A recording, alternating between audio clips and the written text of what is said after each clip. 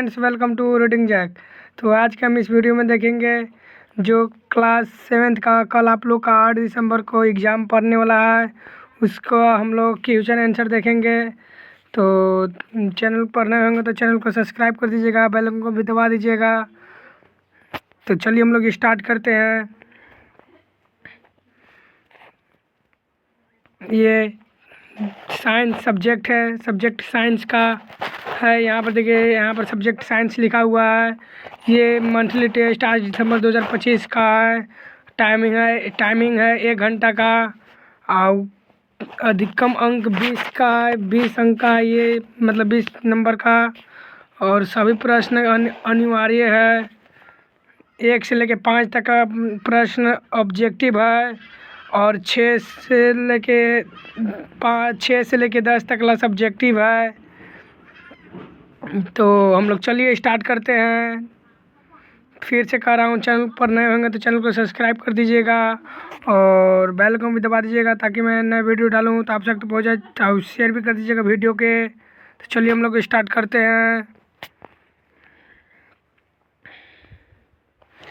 यहाँ पर देखिए, यहाँ पर क्या कह रहा है, निम्नलिखित में कौन सा परिवर्तन रासायनिक परिवर्तन है। निम्नलिखित में कौन सा परिवर्तन रासायनिक परिवर्तन है।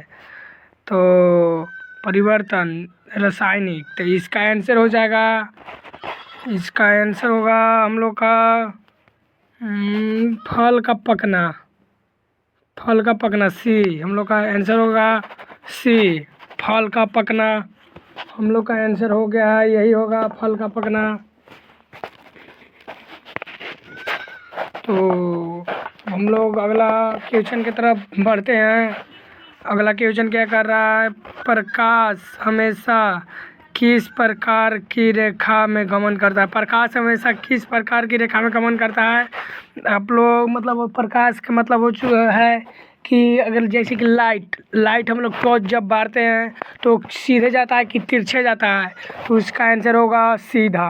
कैसा? सीधा आंसर। इसका आंसर होगा सी, नो सॉरी बी होगा इसका। सीधी रेखा में गमन करता है, सीधी रेखा में। इसका आंसर बी होगा, दूसरा का आंसर बी। अब हम लोग चलिए बढ़ते हैं तीसरे की तरफ। पौधे में जल और खनिज लवण का परिवहन कौन सा ऊतक करता है। पौधे में जल और खनिज लवण का परिवहन कौन ऊतक करता है। तो इसका आंसर होगा जाइलम। कौन होगा? Xylem, B. इसका आंसर जाइलम, बी होगा, बी, जाइलम, बी। तो अब हम लोग बढ़ते हैं चौथा क्वेश्चन की तरफ। 4 क्वेश्चन। तो 4 क्वेश्चन क्या कर रहा है, देखिए, ऊष्मा के स्थानांतरण की विधि नहीं है। तो इसका आंसर हो जाएगा हम लोग का चौथा के आंसर है विकिरण। इसका आंसर होगा विकिरण। इसका आंसर विकिरण होगा, डी। इसका आंसर डी होगा, चौथा के आंसर डी। तो पाँचवा, अब हम लोग पाँचवा का क्वेश्चन देखते हैं क्या कह रहा है। मनुष्य के शरीर के अवशिष्ट पदार्थ को बाहर निकालने की प्रक्रिया क्या कहलाती है। तो ये क्या कहलाती है, इसका आंसर हो गया डी, उत्सर्जन। इसका भी डी है, चौथों का डी भी है और पाँचवों का डी आंसर। पाँचवा का आंसर डी। तो अब हम लोग का 1 से लेके 5 तक का क्वेश्चन हो चुका है। तो चैनल पर नए होंगे तो चैनल को सब्सक्राइब कर दीजिएगा, बेल आइकन को भी दबा दीजिएगा और कमेंट भी कर दीजिएगा, शेयर भी कर दीजिएगा।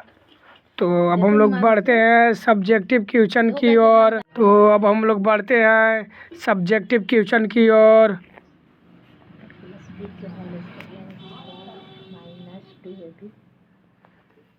यहाँ पर देखिए 6 क्वेश्चन क्या कर रहा है। ये है 2 नंबर का एक क्वेश्चन है, 2 नंबर का। 6 से लेके 8 तक ला 2 नंबर का क्वेश्चन।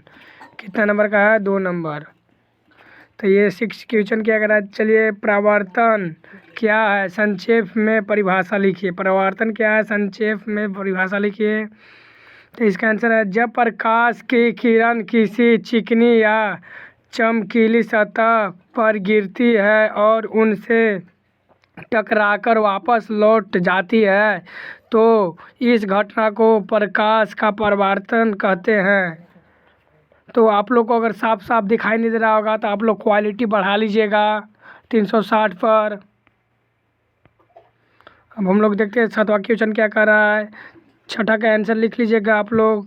सातवां क्वेश्चन कर रहा है पौधे में वाष्पोत्सर्जन क्या है, इसका एक महत्व लिखिए। इसका आंसर है जब पौधे अपने वायवीय भागों विशेषकर पत्तियों से जल को वाष्प के रूप में बाहर निकालते हैं तो इस प्रक्रिया को वाष्पोत्सर्जन कहते हैं। महत्व वाष्पोत्सर्जन से पौधे में ठंडक बनी रहती है और जड़ों से ऊपर की ओर जल खींचने में भी मदद मिलती है। तो हमारा ये सातवां का आंसर था, आप लोग उतार लीजिएगा। अब हम लोग बढ़ते हैं आठवां के आंसर की ओर और क्वेश्चन। तो आठवां का क्वेश्चन क्या कह रहा है, हम लोग चलिए सजीवों में परिवहन की आवश्यकता क्यों होती है। सजीवों में परिवहन की आवश्यकता क्यों होती है, तो इसका आंसर है सजीवों में परिवहन इसलिए ज़रूरी है क्योंकि प्रत्येक कोशिका को जीवित रहने के लिए पोषक तत्व और ऑक्सीजन की आवश्यकता होती है जिन्हें शरीर के एक भाग से दूसरे भाग तक पहुंचाना पड़ता है।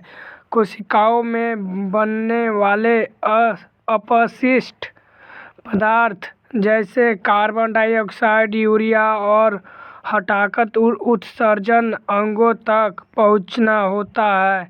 उपयोगी पदार्थ जैसे पचा हुआ भोजन, जल और अन्य आवश्यक पदार्थ का एक स्थान से दूसरे स्थान तक संवहन करने के लिए एक प्रणाली की ज़रूरत होती है जिसे परिवहन कहते हैं। ये आठवां का आंसर है।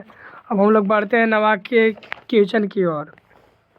तो नवा का क्वेश्चन क्या कह रहा है, पौधे में जाइलम और फ्लोएम ऊतक के दो कार्य लिखिए।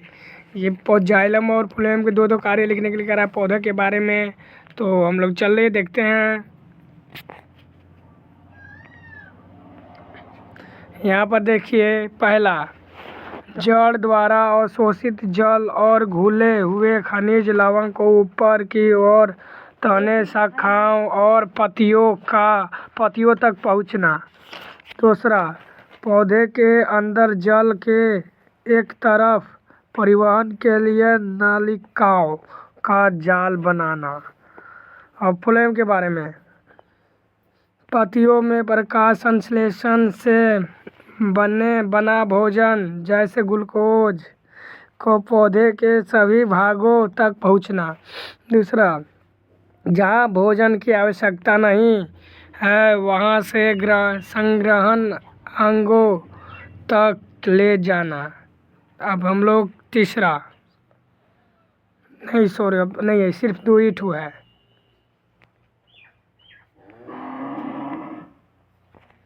हम लोग बढ़ते हैं 10वां क्वेश्चन की ओर। 10वां के क्वेश्चन क्या करा देखिए, हृदय क्या है, इसका मुख्य कार्य लिखिए। ए में है।